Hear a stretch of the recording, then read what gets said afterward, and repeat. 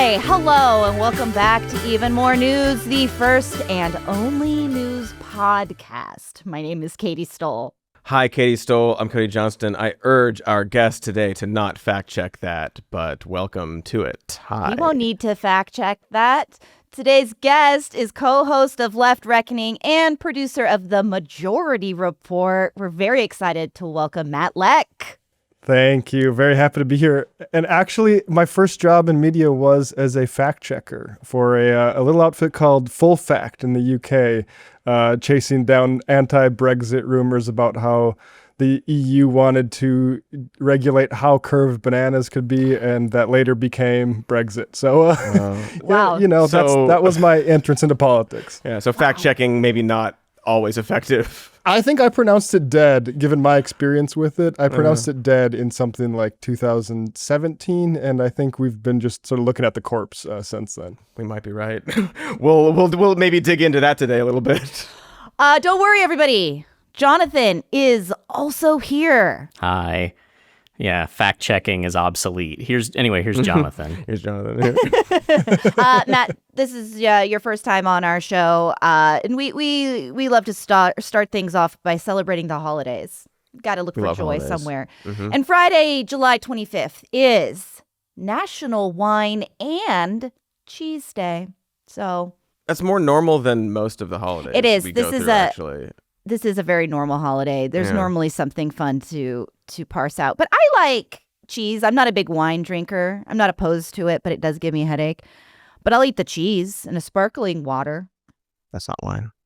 I'm pretty picky about what cheeses I like, and increasingly picky about what wines I can drink too. Not like in a snobby way, but in the sense of, they give me headaches. The headache way. I would certainly like to be able to drink a glass of white wine and not have a headache, but can't be doing that. This is a great news conversation. What else is in the news? What else is? Well, Matt, first off, okay, I need to fact check myself. You do work for a type of political podcast, but I would call it more of a live stream, which it is. So I still think that we are safe with our designation of being the first and only news podcast. You literally came here after working all day on your news live stream, and I guess my first question is, what did you guys talk about today? What was your leading topic? So, of course, the most salacious topic is the Epstein stuff. I never know how to pronounce it, Epstein or Epstein. I've been saying his name since like 2016, but Jeffrey Epstein, the guy who died in custody, despite everyone saying, let's make sure this guy doesn't die because he's going to testify about some important stuff. He died when Trump was in office, and now that's gumming up the works of Congress. Unfortunately, probably the most historically relevant thing going on right now is the massacres of people seeking aid in Gaza that, maybe tangentially related or something like that. But that's probably the main thing. And it's like, if you start with that, which is probably the most important one, that's what we started with yesterday on the show, it's kind of difficult to really think about anything else. So that's probably the main story. And then, other stuff. Those are the two big ones. Those are the two big ones. You just and spoiler alert, incidentally. That is what we're going to, it's hard. This exact conversation of like, who do we start with? What do we do? Like, we can't, everyone's talking about this. You have to talk about this thing, but the real thing is happening. Yeah. And we're very aware that we've given a lot of time to this story, but it keeps going. You guys have a bit more real estate available to you in that you do this every day and have 3 hours of it. But it's tricky. It's hard because there are so many things that desperately need attention. And then this guy sucks up all the energy in the room because this is also needs attention. It's madness out there, folks. Yeah, like I'm actually like somewhat sympathetic with what Pelosi said when she's like, this is kind of a distraction because it's not a distraction, but it is taking attention away from a just calamity of a bill in the big beautiful bill. Power grabs just all over the place, like the gerrymandering in Texas. Like there's so much going on right now, and it's kind of a shame that there's not like 36 hours in the day and people don't have an extra 4 hours to, consume civically minded content about all this terrible stuff going on. How do you keep, you just sparked it. You're right. And maintaining sanity is very difficult right now, and carving out time for yourself, peace, moments of joy. And just as you're saying that, I'm thinking, how do any of you guys find time for yourself over there doing this every day? Because the amount of prep that goes into hosting an hour show, let alone a 3-hour show every day, you blow me away with how much you guys know and how prepped you are all the time. But then I think it's exhausting, like when you get to take care of yourself. Yeah, what do you do? Yeah, we get a big giant news packet that one of our producers puts together, just puts like a whole bunch of different articles in that. We try to scan that. And it's interesting, like I have 2 different modes after work that I usually like to go in. One is, and usually both are self-medicated, but one is to watch like really stupid comedy stuff like Your Kickstarter Sucks or like the Guys podcast and stuff, which is sort of like my new Conan O'Brien, like, R.I.P. Colbert, but, now it's podcasts that I sort of wind Guys down is before good, bed. Or I go deep into history. So I'm like reading about, the 18th century, a lot of Civil War stuff and that sort of thing, because I think that is almost, it's not a relief, but it's kind of good to know that like despite the urgency of everything going on right now, people have faced similar sort of urgency and apocalypse before and reacted somewhat heroically to it, and not in ways that set the world to, right, but at least bent things in a better direction than it's seemingly being bent towards right now. I think that there's some comfort to be found in that perspective. Not that it provides answers necessarily for this immediate moment, but you realize that time continues, that we have lived through periods of enormous terror, upheaval, and we come through it and you learn from that. And so there is a comfort to be found in looking at history for sure. I read, I can't remember who said this the other day. I apologize. But the idea is like there will never be total victory, but there will also never be total defeat. There will never be a moment where it's like, that's it. This is over and we lost. It's like, okay, a lot of people suffered, more people than we wanted to suffer, but there's always an opportunity to make that number get lower. out of I like this. that. And I like feeling sort of community with, somebody said these modern day SJWs. There's somebody in the UK, I think, being arrested for being in solidarity with pro-Palestine protesters. And somebody said like these people are treating Palestine like they're like the modern day religious zealots. And somebody quote tweeted that saying, yeah, like in America we called them the abolitionists. And that is true. That is just a through line. That's not even really a metaphor. It's the same sort of energy. And apologize for the siren going off. But also, the on the other side, the hysterical sort of racism and bigotry and sort of witch hunt tendencies of reaction are the same ones that were galloping after like John Brown, the John Brown raid. When you see the Confederates saying, okay, the entire North, we cannot work with them, is basically how the Republicans treat Democrats now. And, and then also you go into George McClellan leading the Union forces and not actually wanting to take the fight to that reaction. And there's a lot of parallels throughout history is all I'm trying to say. Yeah, it's good to recognize the shades and the tactics, because the tactics don't often change. They maybe take different forms sometimes. Obviously, Trump's playbook is largely the same. It's just through his voice, so it kind of seems a little more chaotic and different, but it's all like the same project and the same tactics and the same accusations, and good to know that they don't always work. Yeah, they know it. Like the Department of Homeland Security just posted that painting of the American Progress or whatever. It shows like the angel of death going westward With the capitalized, the 14-word message with the two capitalized H's. They know exactly what they're doing. So yeah. blatant. ADHH. And I mean, that's just something that people don't know what they're doing. I actually got a tweet posted in Mediaite this morning because I was one of the people who commented on the DHS tweet talking about it basically capitalizing ADHH, which 1488 numerically or whatever. They've been and if that was the first time, that's one thing. But in Trump's first term, they did this whole thing about, we lost 1,488 kids. And they also had a press release where we must secure the borders in the same way as the 14-word slogan. There are 4chan Nazis that have been staffed at these agencies that just got a giant load, billions of money in funding. They're ran by, 4chan Nazis. Yeah. Yeah, exactly. Run by working there and then putting those people in charge of their social media to be able to dog whistle and in many cases just whistle. It's really, really disgusting. And I mean, there's some good threads out there that sort of have documented no, they've been doing this since 2017. It's just ramped up quite a bit because they know they can. Well, I feel like this is a good moment we'll keep talking about what we're talking about. Jonathan, what's the latest on Mr. Epstein?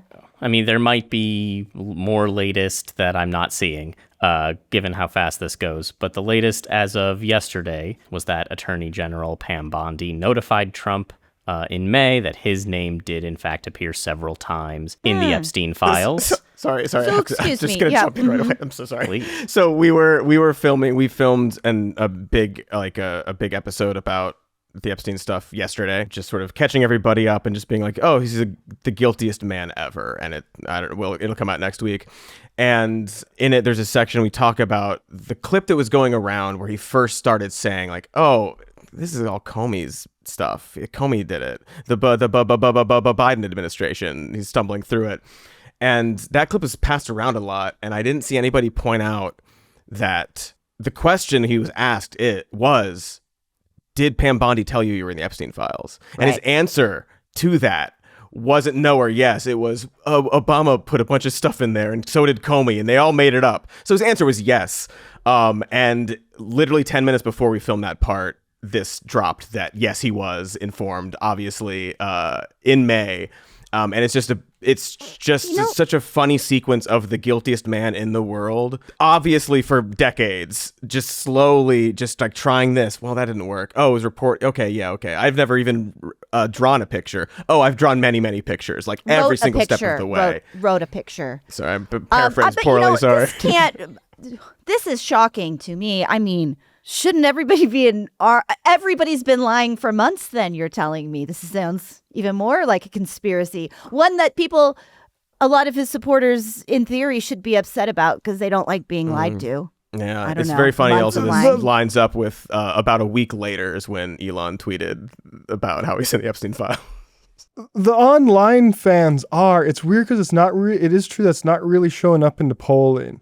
But the people who are active in sort of the online, you go to any comment section for Charlie Kirk or I saw Crowder just dropped an episode on it. Trump's in the Epstein files. What's going on?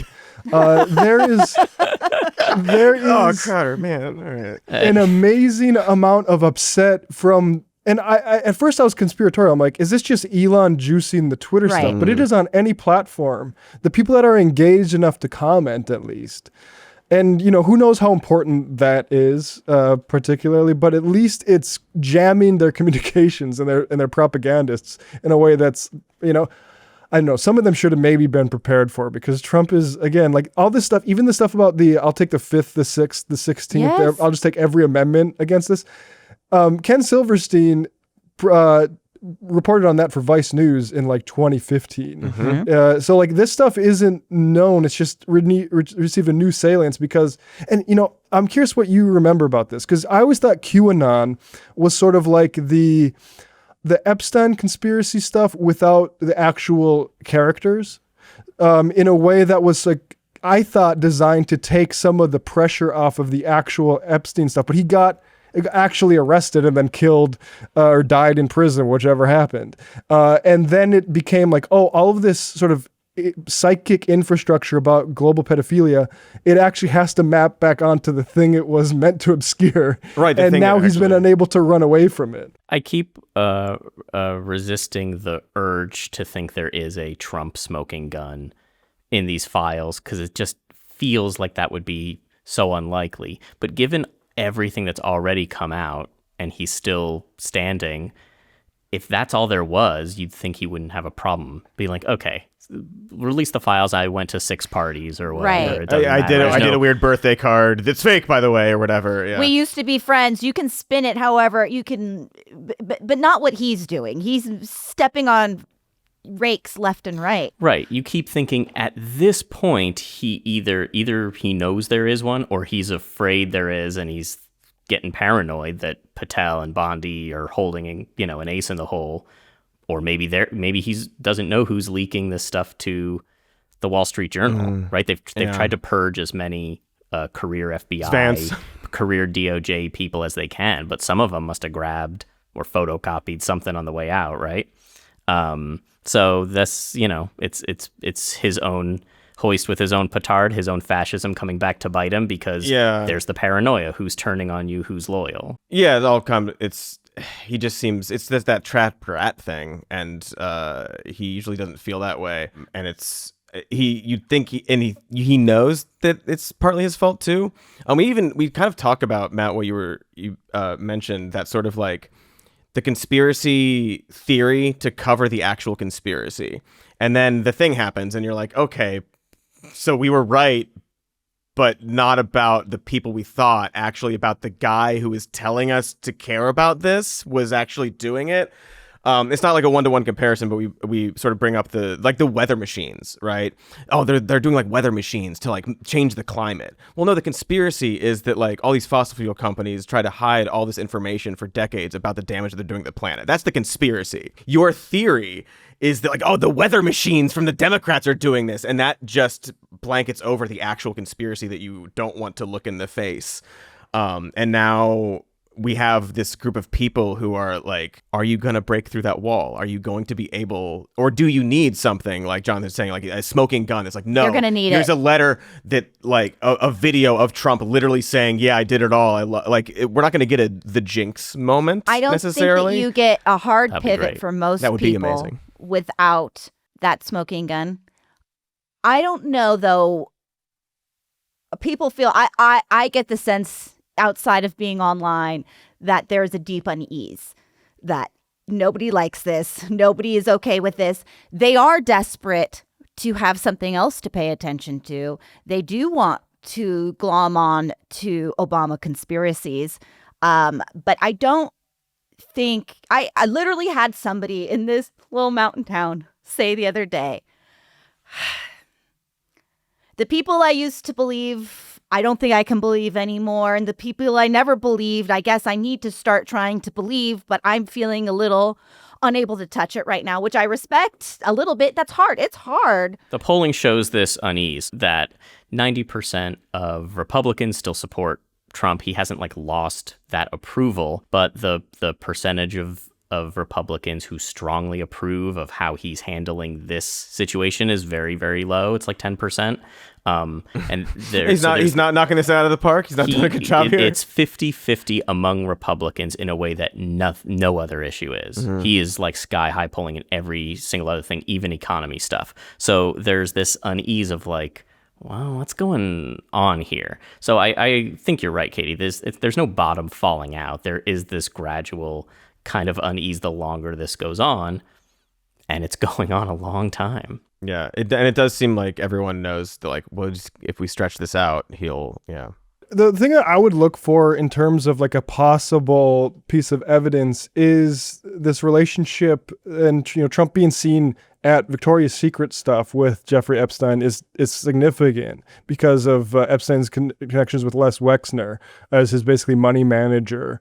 Wexner, of course, I went down for some pretty severe crimes. I don't have that off the top of my head, but that thing and the way Trump talks about moving through changing rooms at pageants. Yeah. Like, remember the original Billy Bush thing?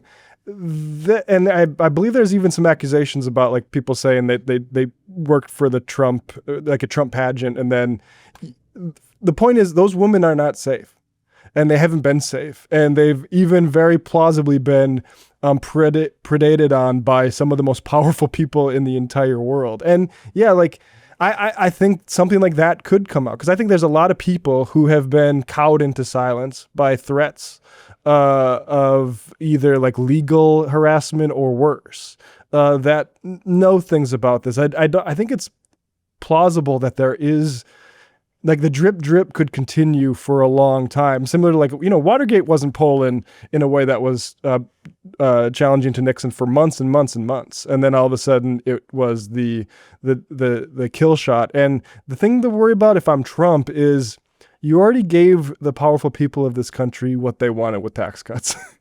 You've kind of done as much as you can for them. You've already stacked the Supreme Court with them, which is why they didn't, help you overturn the election in 2020. Because it's like, look, we got a good haul here. Let's make our escape. Vance will do now whatever Trump has, you want. Like, he's not a threat to you. Now it's though, like, do we want to discipline him? And I'm not saying this stuff is fake, right? I'm saying it's been held until they needed to deploy it. And so the Wall Street Journal is now very interested in going after Trump. Well, like I said, they got their tax cuts. They might not like, say, the tariffs or that sort of stuff so well. So maybe it's start time to play some of these cards that we've been holding in our hand. And the Wall Street Journal, that these are two cards that the Wall Street Journal has played. I would imagine they have more, or their sources are still alive. Yeah. Noted Vice President J.D. Vance did visit Rupert Murdoch 2 days before this birthday card story dropped. Maybe Vance is betraying his one fake dad for his other fake dad. Yeah, I don't know if I'm Donald Trump, I'm going to trust J.D. Vance at this point in my life. I maybe start to feel like the walls are closing in a little bit. Yeah.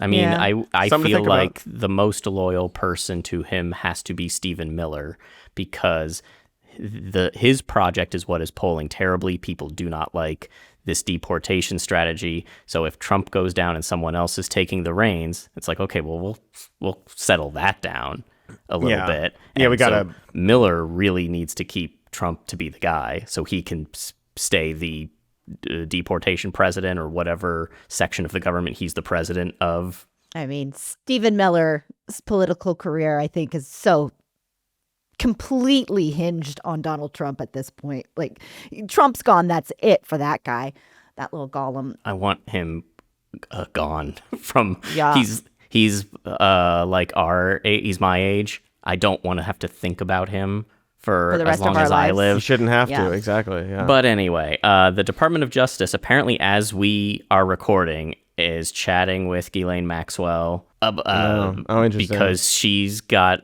I don't know what anyone else thinks her incentives are right now, other than to get leniency. But she's chatting with Todd Blanche. Is that how you pronounce the deputy AG's name? Todd Blanche?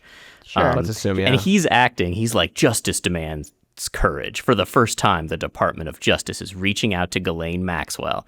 What are you talking about? The first time. Yeah. She was part of a giant federal case. She was prosecuted and went to prison. Oh, but no one thought to ask what she knew or who she could, like, she wasn't talking. It's very funny. They're going through all this. I remember, maybe 2 weeks ago when this really started to go, we kind of pinpointed the three things that they were going to try to do, but not really try to do them. The Ghislaine Maxwell testimony was one of them. I was like, okay, so you mean Trump? You mean your lifelong friend? Yeah, you're a person that you've known your entire adult life and have the guy socialized who with famously for decades. Pardons everybody who's ever supported him in his life. So there's that, and then there's the release the grand jury testimony, which we'll get to as well. Like, okay, we're gonna pretend to try to do this, and then the other thing was just simply using the phrase "release the credible files," just sort of seeding this idea. Well, there's some not credible stuff in there, and maybe it's all about me. They've been doing that for a couple of weeks, and now we're finally getting this, like, well, Obama did it, they're faking it, whatever. There's credible stuff we'll release, but anything else we don't, it's because it wasn't credible, and we just all have to so take that at face upsettingly value. predictable. It's very obvious how their plan formulated, because he had no plan. He was like, well, I'll just like lie forever, and this will never come to bite me in my ass. If because there was a House panel yesterday voted to subpoena the Justice Department for the Epstein files. If they're forced to turn over everything, and they actually do, that's going to contain the birthday card that Trump has said is fake, the picture that he's never written in his life. But if that's been in their possession for a decade or potentially more, why would someone have written what Obama's doing, fake birthday cards to make Donald Trump look bad in 2008? Well, because also there's other reporting about this birthday card book that was made for Epstein on his 50th birthday of like, there's a birthday card from Bill Clinton. There's a birthday card from these Harvard professors. Like, the book is real and there are other people in it being reported on too. It's just he's saying that his is fake, I guess. Well, no, nobody believes it. He is the president, so it's getting a lot of attention. Well, meanwhile, we're getting the steady drip, drip, drip on the other side of Tulsi Gabbard being like, paper, here you go. I found a scrap of paper over here. Here's a tissue that Obama used or something. Obviously, nothing that shows what we didn't already know about it's so funny they want to bring Russia stuff back, because then we can keep going back over the fact that Russia attempted to influence the election and met with Donald Trump Jr. Trump Jr. is like, do we have to talk about this meeting anymore, Tulsi? So anyway, that's still going on. We were friends. It went to the point where Obama had to, or didn't have to, but Obama released a statement saying what you would expect him to say, that this is nonsense, bizarre allegations, nothing in the document undercuts the widely accepted conclusion, and then, of course, pointed out that the findings were affirmed in a 2020 report by the Bipartisan Senate Intelligence Committee, led by then-chairman Marco Rubio, who, again, has he been asked about this yet? Has anyone he's not in the cornered government Rubio anymore. Why would people ask him? He's not in the government anymore. He doesn't do anything. Marco Rubio's he runs like 12 agencies, doesn't he? Oh, Marco Rubio. 12, 13, 14 agencies. He's the USAID head. He's probably the head of Social Security at this point. But what about the House, though? Surely they're on this, right? Oh, wait, no, I see. Mike Johnson announced that he was sending all the lawmakers home early for the summer in order to avoid holding votes on releasing Epstein files. Courageous, that one. Well, they're not going to play political games. They're not going to play political games. They hate playing political games. As he said, he's like, we've always been intellectually consistent on this issue, is I believe a quote from him. Well, they love the process, and any attempt to make the process of the legislature to pervert it to play politics is something the Republicans would never do.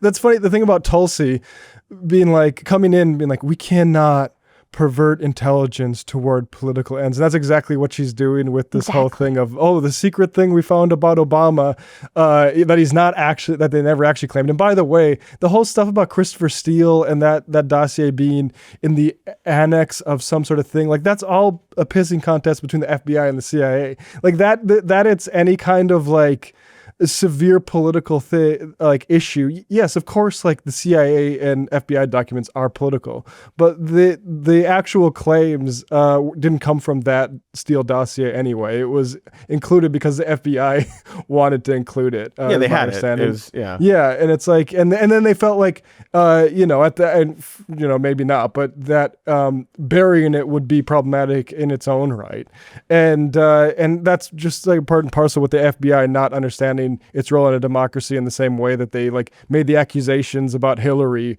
sort of like not being in trouble, but kind of we're looking at you right before the election. Like, it's just bullshit. That's why, it's kind of like the Benghazi thing, when there's sort of like bullshit around where the Republicans know that like it's tough to get full transparency because it intersects with the national security state and intelligence apparatus. They know that they can play around with it. That's what they thought Epstein was before they realized that like, actually seeking transparency on this is going to show that these guys were extremely good friends. And I think what I heard today is that Trump's been saying, I kicked him out of my club because he's a creep. But now it looks like Epstein is in the Bannon footage because Steve Bannon did a documentary about him. Unreleased so far, yeah. Apparently, and maybe this isn't going to be true, so we might want to wait for verification on this, but Epstein is on those tapes saying he thought Trump was a crook. And he wanted to stop I got to not hang out him. with this guy anymore. Exactly. I don't want to be so around funny. this element. Also, in the alleged the Michael Wolff audio, thing, I think. Thank you for bringing this up. He apparently Epstein also thought that Trump was the guy who originally ratted him out to Palm Beach police.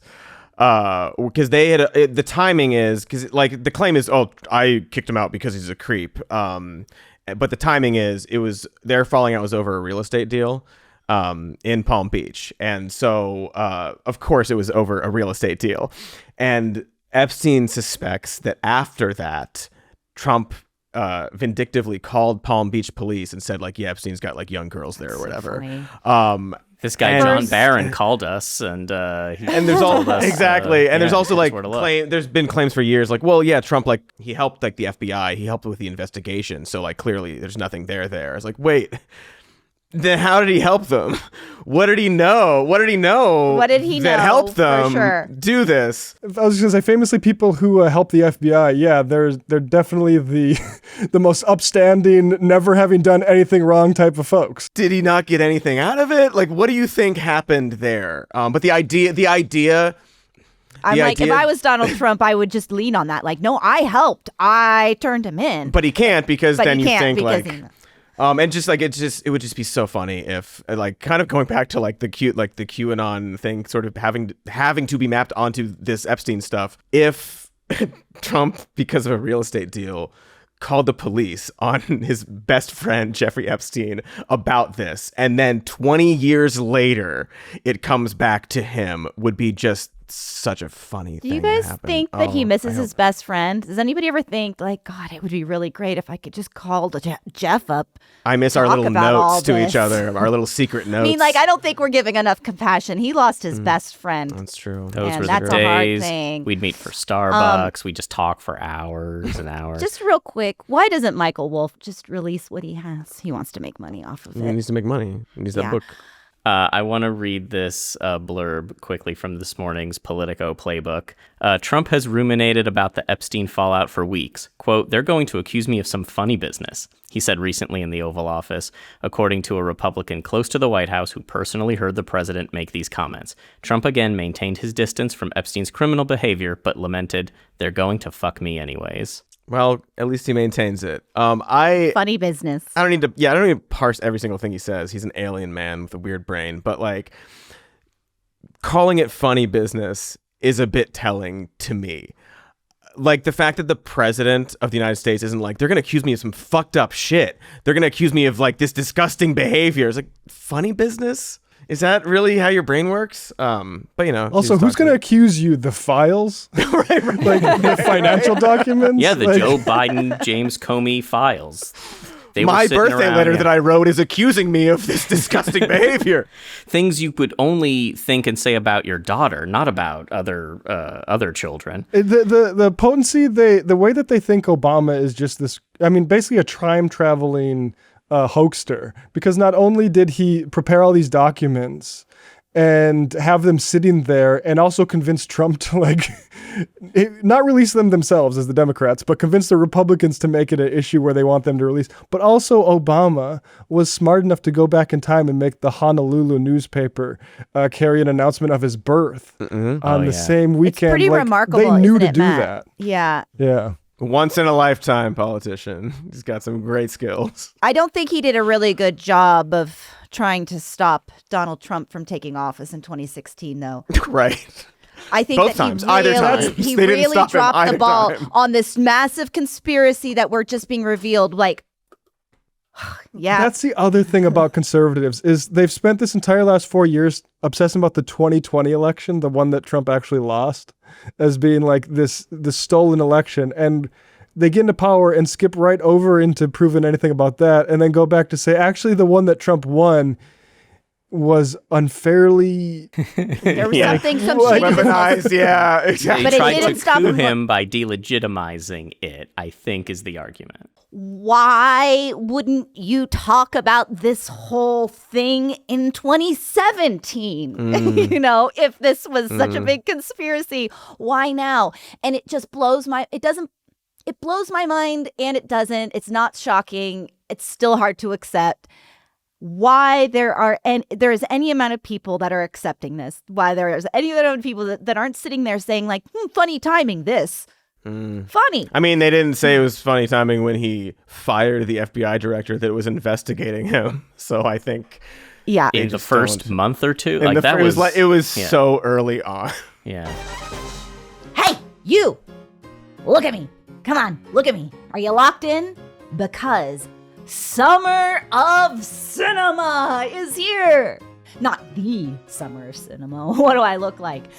A definite article purist? No! It's just Summer of Cinema in my book. Cinema. Whatever. And Pluto TV is exploding with thousands of free movies. Feel the explosive action all summer long with movies like The Gladiator, The Beverly Hills Cop, The Mission Impossible, The Ghost Protocol, The Trigger Happy Dolphin, The Night of 1,000 Butts, The Good Burger, The Kung Fu Karate Monk, The Stealth, The Wolf, Chipmunk Infusions, a Goofy movie sequel, The Four Brothers, The Advil Telegrams, The Ann Dowd Chronicles, and, of course, Star Trek. Bring the action with you and stream for free on all your favorite devices. The Pluto TV. Stream the now, pay the never. Ow! Ow, ow! Yeah, with so much going on in Epstein world, we haven't really talked about Gaza in the last few weeks, and it's been particularly devastating there lately. Israeli forces have killed over 1,000 Palestinians since May who were seeking aid and food. These attacks occurred around aid sites run by a American contractor that's working with the Israeli government called Gaza Humanitarian Foundation. So all of those hundreds of non-militarized UN-run aid points are gone. These are like American Israeli-run aid spots. They use mercenaries, American mercenaries. Yeah. And now almost every day there's a new report, 30, 60, 90 people slaughtered by the IDF just while they're trying to get aid. There doesn't appear to be any, I'm sure they come up with explanations, but it's harder the pretense and harder is for kind of them. gone. I've been seeing a lot of shifts in finally a lot of headlines, a lot of the way that some of the mainstream media's framing this, a lot less passive voice, a lot more like Israeli soldiers killed these people, which is like, again, this sort of low bar of like, well, that's happening, I guess maybe that will help shift public opinion even more. Barry Weiss of the Free Press. If Barry Weiss don't know, she's basically a Zionist propagandist. Cancel culture warrior from her early days. Yeah, exactly, right. She, her Free Press had an article in May, The Gaza Famine Myth. But even today, she posts an article for the same publication. The price of flour shows the growing hunger crisis in Gaza. Important from Amit Siegel. So even Barry Weiss, they understand this is a historical snapshot moment, this absolute apocalypse of famine being imposed on Gazans, and they're rushing to pose to make themselves look a little bit less ghastly than they actually are. Yeah, it's an economics issue and not they're being intentionally starved issue. It's like Barry Weiss using the terms like food insecurity is like really like, oh, so you're doing that now. Yeah, and I mean, people like this. The Gaza Humanitarian Foundation is the sort of outfit that where these mercenaries backed by private equity and maybe some Gulf states and probably Israel money. They started up the day before they were supposed to start up in May. Jake Wood quit as their executive director because he said we weren't going to be able to operate in a way consistent with humanitarian values. And he's like a military contractor, mercenary. So, he was right, because thousands of people have been shot at these aid sites, and like 700 or so of them have been at the GHF aid sites. And it's a huge problem. Why is there a military contractor sort of out mercenary group there doing this at all? It's because the UN has been delegitimized not only by Israel and its spokespeople, but also by the Republicans, of course, here calling it the UN. Basically, I mean, Reagan's been going at the UN started going at the UN. Conservatives always had the UN, but Chuck Schumer in this year, February, went on to the New York Times to talk about how anti-Semitic the UN is. So, okay, we don't have the anti-Semitic United Nations Relief Works agency there to give people food. We have death squads that are playing reportedly like games where on a different day, there's a different part of the body of people that they are aiming to shoot. Like, absolutely the worst type of horror, people running through rubble, hungry people running through rubble to try to get food and ducking gunshots. It's really apocalyptic. And it's designed to be that way. It's designed to not offer aid, a very limited hours, maybe 45 minutes open a day. And so just imagine being in that, Hunger Games kind of situation where you're like, everybody run at once, everybody try to get your food while you can. And it's supposed to cause chaos. It's supposed to create so justify being shot. And you're right. There's like, today we're shooting people in the head. Today we're shooting people in the leg. It's fucking disgusting.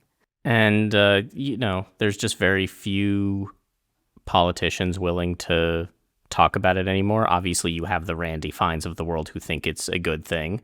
But Great like thing. In both parties, a lot of people just avoid this topic. They say, I haven't seen the thing. They treat it like Trump's tweets, the way they treated those tweets 7 years ago. I haven't seen it. I'll have to take a look at it. Or, well, we don't have all the information. And, we're as you said, Cody, we're past the point of passive voice. Reuters isn't really pulling any punches. It's not like you have to go to Al Jazeera to see what's happening there. It's almost every day, which is why you need to hear from the man himself, from the Nelk boys. Yeah. If we're in an era where even Theo Von is being like, seems like a genocide to me, dog. Seems like a genocide, man. Like Too astute. Yeah, when you get that kind of moral clarity, and meanwhile, the Nelk boys, who, if you don't know, are these like prankster bro YouTubers who are also like became kind of MAGA-ish during the last election. They just posted the interview with Israeli Prime Minister Benjamin Netanyahu, which I saw the thumbnail. I thought it was a bit. Thank you. Can we please show the thumbnail? Every face they chose is incredible. Guy who doesn't know where he is. And then Netanyahu's like, I can't believe I'm doing this, but I gotta for my propaganda. And then the other guy is just like the dumbest faces you could possibly choose. They're confused in the thumbnail. It's so funny. They're doing for such a fucked up, horrible thing face. to do. Yeah. Netanyahu learned the lesson from our election. You just gotta make the podcast rounds, and that'll save him. You just got to get some of that valuetainment. I guess they literally gave these guys the questions. So we walked in and there was just like 20 people in suits there. Yeah. The setup was already there, both flags, we couldn't touch anything or move anything. And they don't give you any restrictions like don't ask this. I'll be honest, they gave us a paper with questions to ask. But they also said they kind of, they gave us a script to ask, but we didn't really follow it. Yeah. We tried our very best to ask some questions, but I think personally I like the questions you ask. Wild. Yeah. I don't know, dude. I don't know. I just read the questions I was handed. What? And which makes me was the main question that's been making the rounds, if you're seeing a clip of this online, is Kevin Forgard, I think is his name, the main guy. He's like, wow, there's so much going on. There's all these different sides. It's just really confusing to follow. Let me give you the floor, which is such a bizarre thing to do to a guy who's as if he's a historian who's like, well, I'm going to try to present this in a way where I give you plenty of historical context. Like, no, he's the guy doing I'm trying to sell a genocide to you. That's my goal here, is to sell this genocide to you. And they did get some backlash. Their audience was not on board. They lost 10,000 subscribers in a day.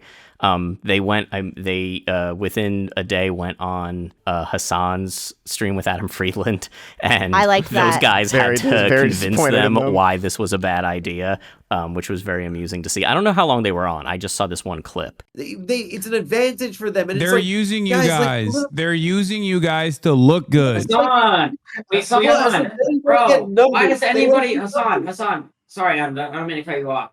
Hassan, anyone goes on a podcast to promote whatever they're doing. We're aware of that. They're not. But Benjamin Netanyahu's not promoting a book, dog. He's promoting a genocide. Bro, That's we the had point. fucking O.J. Simpson on. We have Entertain on. It's the same shit. Okay, This one none might of be a those little bit things. more. You do realize that, They like, don't match. No, this is I agree the with one you. They don't match instance. This is the one instance where it's the worst guess you could have, because these We guys agree. are bad people. But what you're talking about is the 100% worst agree, person. Hassan. There's the Biden's envoy to anti-Semitism is a woman named Deborah Lipstadt, who was making beeper jokes a couple Decembers ago, or last December. And the current guy is some dude from California who said, like, good luck Minnesota because of Omar Fateh. I would make Adam Friedland, when I'm president, I would make Adam Friedland my special envoy to anti-Semitism. And I am 100% sincere when I say he will do a far more ethical and just job than either of the previous ones that we have had in that in that position. 100%. He's very good at that. Moral clarity with just like, he's a very good communicator, especially to, I think, guys like this who need to hear it in a certain way to like really get through to them. Yes. We need to start calling the left personalities great communicators the way the right would just repeat that about Ronald Reagan. Because if you say it enough, it sort of becomes true. Oh, yeah. Like, just a great communicator. I hear he's a great communicator. I get it too. Trump is the orator of our time in terms of quantity. Yeah, in terms of I will say, good job to Hassan and Adam, but also Nelk Boys. Maybe also don't have Nick Fuentes on to like lecture you either. Like, it's just, it's so weird to see, to be rubber banding constantly with guys like this. Like, do you not get it yet? Like, what is the missing piece here for you? Yeah, and you know, I like that they told that they were given the questions in advance, but my question has always been, did you get a check for this? And if not, like, why did you do it? Because at the beginning of the interview, they even say, like, look, we are not qualified to do this. It's probably the most controversial thing we've done, and we're going to do it. And that, to me, is like, oh, yeah, you understand that you are just chasing controversy to try to blow up your mind share, right? And hopefully it will, like, not work out for them. And people are, like, so sick of this. But like there might be a check involved, but in their minds, there are checks in the future for it. Like, they're doing it for the attention and for all the monetary reasons you can do stuff on the internet. And they think they're supposed to now. Right. That's what That's people the like playbook them now. do. And maybe they'll really go out of their way to balance it out, and they'll have Chomsky on next week. Netanyahu is a wild one, though. I'll just say, like, Kyle Rittenhouse is working at a gun shop in Florida. So, like, this idea, not that this should be the thing that discourages you from becoming, like, a right-wing sort of, like, propaganda asset, but it's not, like, unless he gave you $200,000, you shouldn't have done that, because you are going to lose subs. This is what you're going to be remembered for. That guy that was on Jubilee with Mehdi Hassan, who supposedly lost his job. I'm unclear if that's true or not. It seems like he might have lost his job earlier. Before right? that. Yeah, that's what I think. But I the saw one that too. fundraised off already of it? set up. Yeah. And he Okay. fundraised off of it, and I'm not sure how much he's fundraised off of it. The last I saw, it was like $25K. But I'm sorry, like, first of all, it'd be nice to just have $25,000. So I'm not saying that, but have you seen rent prices? Like, how many times can you do that of give me money because I'm a Nazi before you have to get a job at a gun shop in Florida, basically? It's not a sustainable model. Yeah, there's the Lily something who did the N-word woman In the park. No, a different N-word woman. It was in a TikTok, and then she's like, "Oh, I'll just do like Charlie Kirk stuff, I guess." Oh, yeah, but the Lily only Gettys. racist. Gaddis. Gaddis. Where it's like, okay, so you know that this is a lucrative opportunity for you, and you're gonna go all in on it, but also you're charmless and you don't really know what you're talking about, so you only have the racism. And eventually, people were going to get bored with that. Once have a very limited... Morgan's like, you're a horrible racist on the air. Then you've got to kind of that I invited because I knew you were, and I knew that I planned to do this, exactly. And so it's like such a scam, the whole cycle. Not this, what we're doing. This is very. No. I'm just saying the whole. This is above board. Here's my GoFundMe. Would you guys do peers? I've thought about that. I don't know. It's so. I've seen too many clips of him that I wouldn't trust him. Like, the only reason you would go is to sort of point out his whole thing that he's doing. So, Emma's been on it a few times, and it's always interesting to hear her experience for it. I would go on one time, and I would bring up that he's a phone hacking criminal. I was going to say the phone hacking is like perfect. Like, or maybe I would go on until like he upset me, and then you spring that on it. Like Jeremy Paxman says, you knew about phone hacking and you lied about it, and are frankly like a fugitive of justice right now. What do you think about that? But other than that, I kind of think it's not actually worth any kind of bump you get from the type of people who watch that show. And who it's for and what it's for. Also, I don't think I would necessarily be good on that show. Like, I've seen Emma and she does a great job, and like Sam would do a great job on there. I don't think I would do a good job necessarily. But also I've seen him.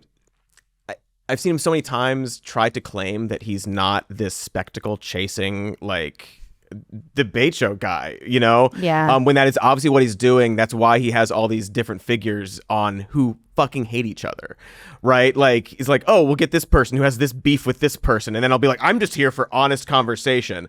And I've never seen him sort of have to confront that contradiction.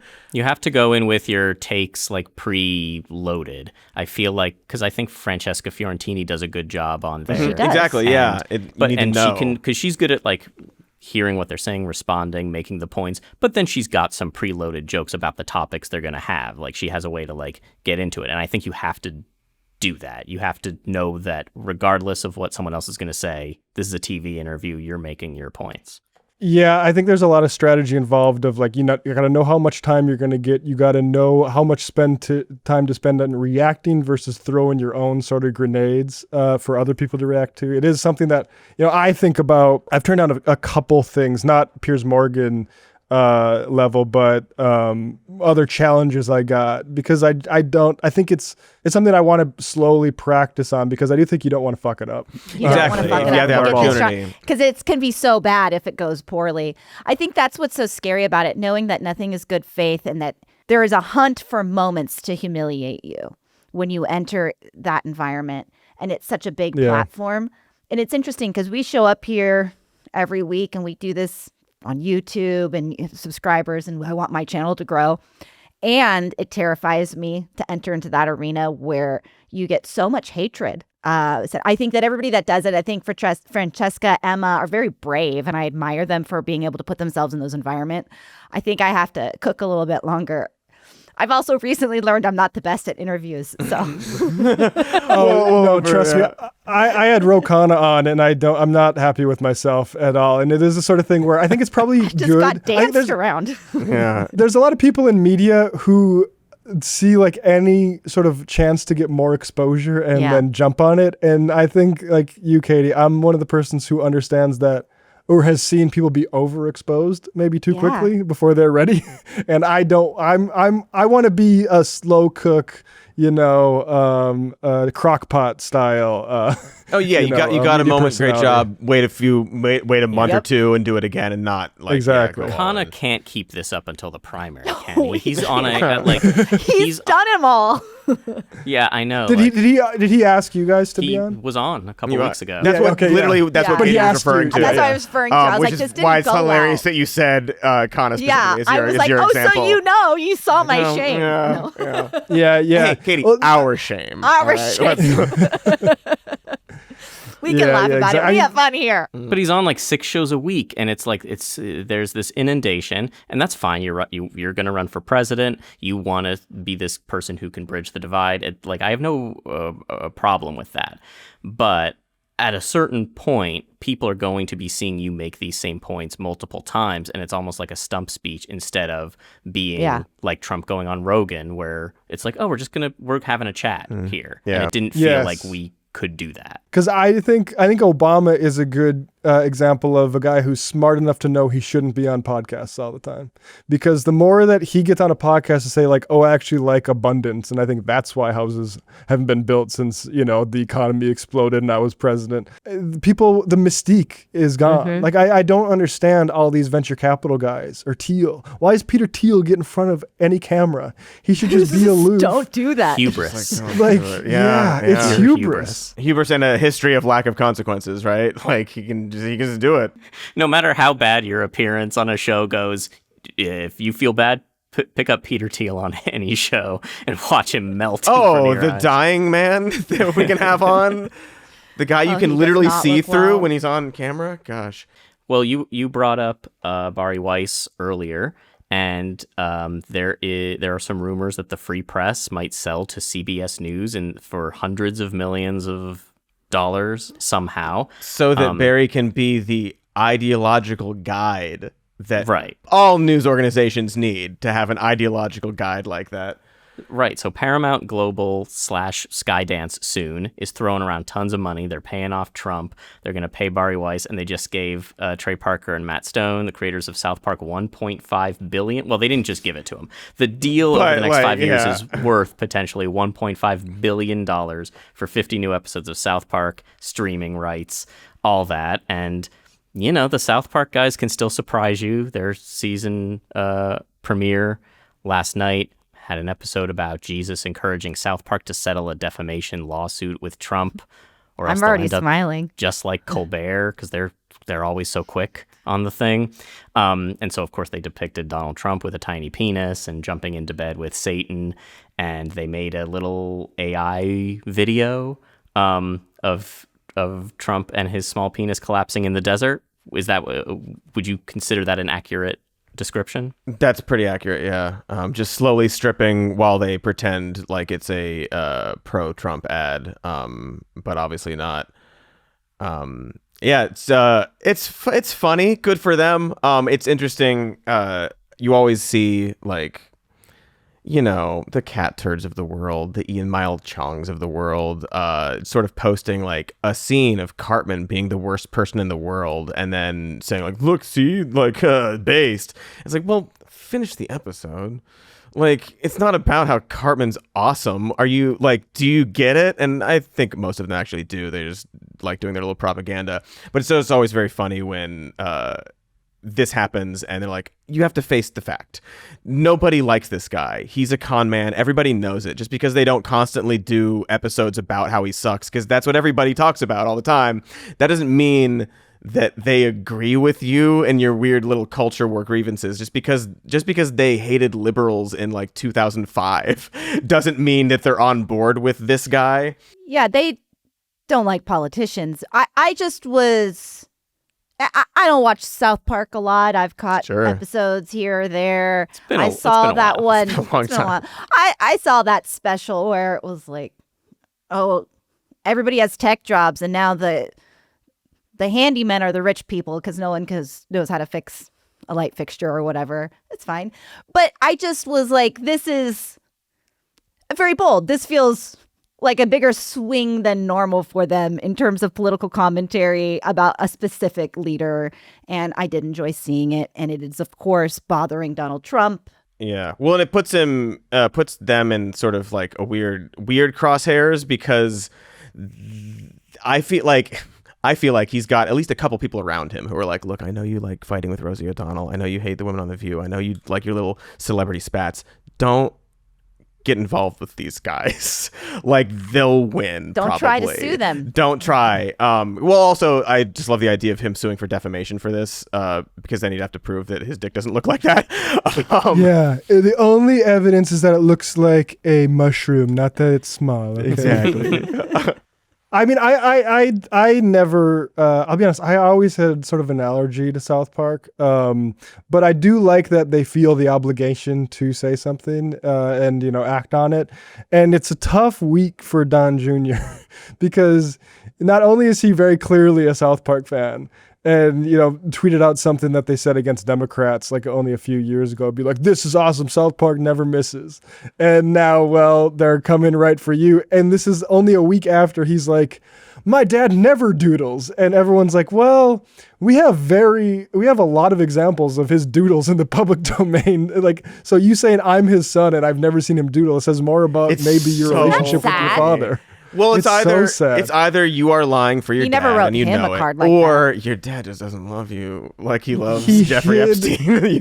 Your dad hid the joys of his life, the joyful moments of his life from you. It's like if I said like my dad never was into archery, and it's like, yeah, he's into archery. He's at all these archery meets. Like, yeah, okay, well, he didn't do that anyway. right. We probably hated it. Yeah, but Trump Jr.'s got to get on more podcasts and stuff because he's planning to go up against Vance and Rubio in 2028 because they're all delusional about. But all the Groypers want Barron to run. Like Barron's really, he's like sort of the founding father, the sort of where you have to act disinterested in a higher political office, don't seem thirsty for it, and then they'll select you as sort of a natural king. Don Jr. is very clearly, too anxious and pining for it. Yeah, he's in the corner, Desperate. just sort of like, I need that crown. Yeah. Oh, it's very funny. Barron's young. Yeah. He's too young based on the Constitution. Well, I mean, that could change. Run for president. Yes, that can change. If we're getting rid of the 22nd Amendment, nobody else is running. You know what I'm saying? I mean, there's so many amendments we could get rid of. Why I don't know what I said. All the ones that Epstein didn't cite in not answering whether he. We got to keep those. We're going to keep these really important amendments. That video. But all the Make other sure ones. the fifth stays. Yeah. Pretty remarkable. All right, I think we did it. I think we're at the end of our show, and it was a good show, if I do say so myself. I did. Matt, thank you so much for joining us. I know it's been a long day for you. We're in the content mines. Yeah, we are. Please tell our audience where they can find you, as if they don't already know, but let's reiterate it. Yeah, Majority Report on all the video platforms, and Left Reckoning. Subscribe to us on YouTube or Twitch, whichever one, or your podcast player of choice. But financially speaking, subscribe on YouTube or Twitch. And because we don't do ads, so thanks. Subscribe. All right, well, that's it, folks. Have a great weekend. Take care of yourselves, and remember that we love you very much. I'm going to have to plead the fifth on this one. Sorry. Sorry. Oh boy, the news never stops, does it? Until the episode's over, then there's no more news. That's nice. Thanks for watching. Make sure to like and subscribe. Be sure to like and subscribe. And oh my gosh, there's so many links maybe and things. There's other content and websites. So there they are. Goodbye.